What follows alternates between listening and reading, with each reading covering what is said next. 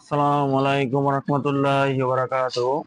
Nazmul agro ফার্মের পক্ষ থেকে সকলকে জানাই স্বাগতম। আমরা যারা এরে গরু বা এরে বাছুর পালন করতে চাই তাদের জন্য আমার কিছু ব্যক্তিগত টিপস বা পরামর্শ শেয়ার করব আপনাদের সাথে। আমরা যারা এরে বাছুর পালন করতে আগ্রহী, 5 থেকে 6 মাসে বয়সী বাছুর কিনে 1 বছরে আমরা বিক্রি করতে পারি। এতে কিন্তু আমরা এক ধরনের একটা ভালো মুনাফা বা প্রফিট অর্জন করতে পারি। এই বছরটা মূলত আসলে কেন লাভজনক? আমাদের দেশে এড়ে গরুর মাংস এখনো স্বয়ংসম্পূর্ণ নয়, কারণ আমরা বাজার থেকে যে ধরনের গরুর মাংস নিয়ে আসি, এখানে ক্রস, শাহিওয়াল অথবা ফ্রিজিয়ান জাতের, হলস্টেইন ফ্রিজিয়ান জাতের বড় বড় গরুর মাংস থাকে, গাভীর মাংস থাকে। তাই এই এড়ে গরুর মাংসের চাহিদাটা কিন্তু আমাদের দেশে ব্যাপক পরিমাণে রয়েছে। এবং প্রতিটা গরু কেনার সময় কিন্তু আমাদের জিতে কিনতে হবে। আমি যদি গরু কেনার সময় 5,000 টাকা অথবা 2,000 টাকা জিতে কিনতে না পারি, তাহলে বিক্রির সময় কিন্তু আমি লাভবান হতে পারবো না। যতই সুন্দর গরু কিনি না কেন, যত ভালো ভালো খাবার দিই না কেন, তাই আমাদের কিন্তু সবার আগে জিতে কিনতে হবে। তারপর জাত, আমরা ভালো জাতের এড়ে বাছুর কেনার চেষ্টা করব।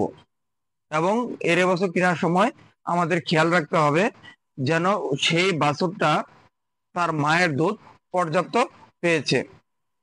আমাদের ভিতর একটা অনেকে একটা কাজ করে থাকি, গাভী বাচ্চা দেওয়ার পর গাভী বাচ্চা দেওয়ার পর আমরা অনেকেই বাছুরকে দুধ দিই না। দুধের অত্যাধিক মূল্য থাকার কারণে বাজারে বিক্রি করে দেই, অথবা নিজেরা কিছু খাই বাজারে বিক্রি করি, বাছুরের জন্য অল্প রাখি যে বাছুর অন্য কিছু খাবে, খড় খাবে, ঘাস খাবে, খড়কুটা আস্তে আস্তে খাওয়া যাবে। কিন্তু এটি একটি ভুল ধারণা।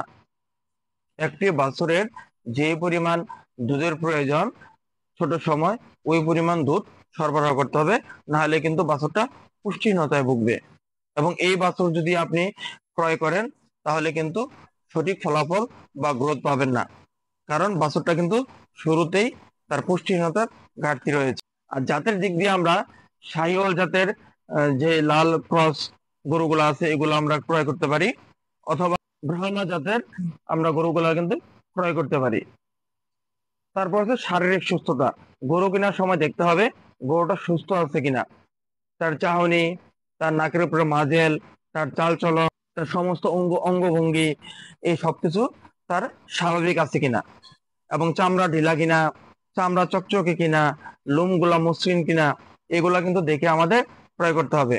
আমরা হাটে গেলে অনেক সময় দেখতে পারি কিছু ক্রস এরে বাছুর আছে যেগুলোর নাভি একদম ঝোলানো থাকে, প্রায় মাটি ছুঁই ছুঁই, এবং লিঙ্গ বের হয়ে থাকে।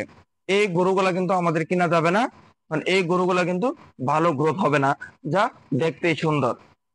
তাই আমাদের চোখের দেখায় গরু ক্রয় করা যাবে না, গরুর বৈশিষ্ট্য দেখে আমাদের গরু ক্রয় করতে হবে, তাহলে কিন্তু আমরা লাভবান হতে পারবো। সকলে ভালো থাকবেন, আমার জন্য দোয়া করবেন, আমার ফার্মের জন্য দোয়া করবেন।